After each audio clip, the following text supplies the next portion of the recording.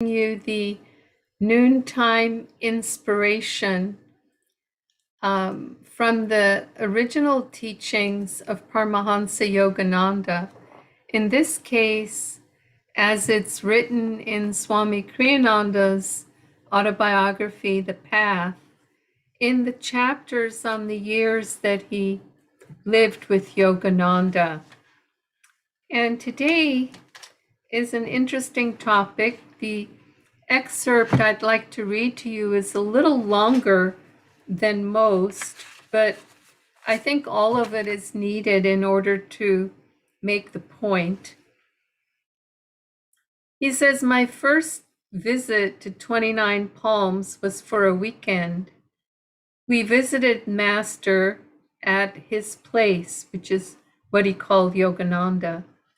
My recollection of him on that occasion isn't so much of the things he said as the things he didn't say. I didn't know at the time, but he placed great importance on silence. Disciples working around him were permitted to speak only when necessary. Silence, he told them, is the altar of spirit. Master was seated out of doors by the garage. Bernard and I were standing nearby. Master asked Bernard to go into the house and fetch something. Suddenly, for the first time since my acceptance as a disciple, I found myself alone with my guru. It seemed an opportunity not to be missed, a chance to learn something, anything. Master evidently didn't see it in the same light. He made no move to speak. Finally, I decided I'd better break the ice.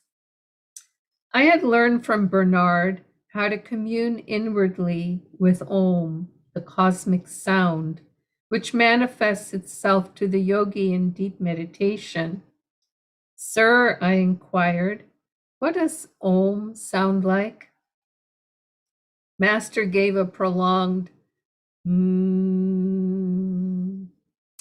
He then reverted comfortably to silence.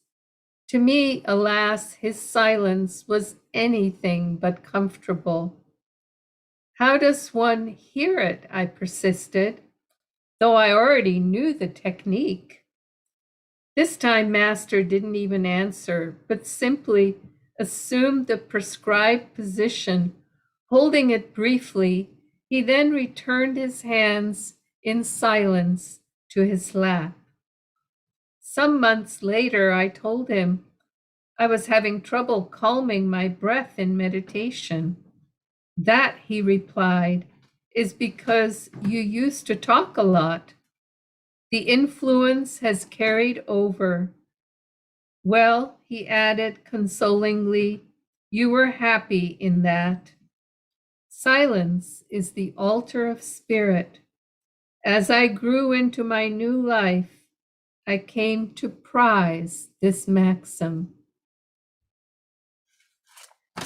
This is such an important part of the teachings of the East. I think it's likely, in essence, in the more mystical applications of the teachings of the West as well, which is meditation and silence are now, of course, with meditation, we don't talk and we want to still the mind. With the silence we're referring to here in this reading, he's talking about our interactions with people and how we so often revert to just busy chatter, just filling the void because we're uncomfortable just being still. You know how they say that you know that people are close friends when they're able to spend time in the same room and not feel the compulsion to have to say anything, but just to be.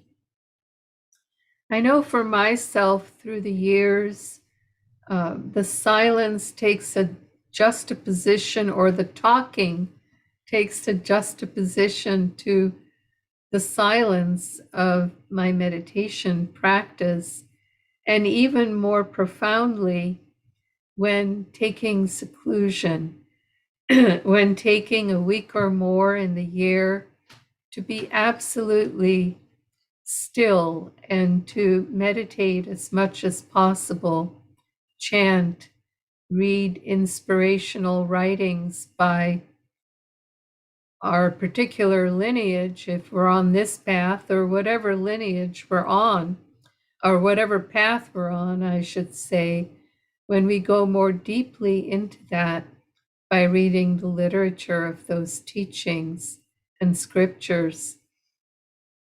And after spending a week in absolute silence, not seeing a soul, not talking with a soul, then suddenly, when we come out of seclusion, at least for a little while, we're more aware, we're more conscious of not just speaking idly, not just filling the void and speaking a little bit of nervous chatter, just because we think that's what the other person might want to engage in, but simply being centered and being still very naturally, not putting on airs around it.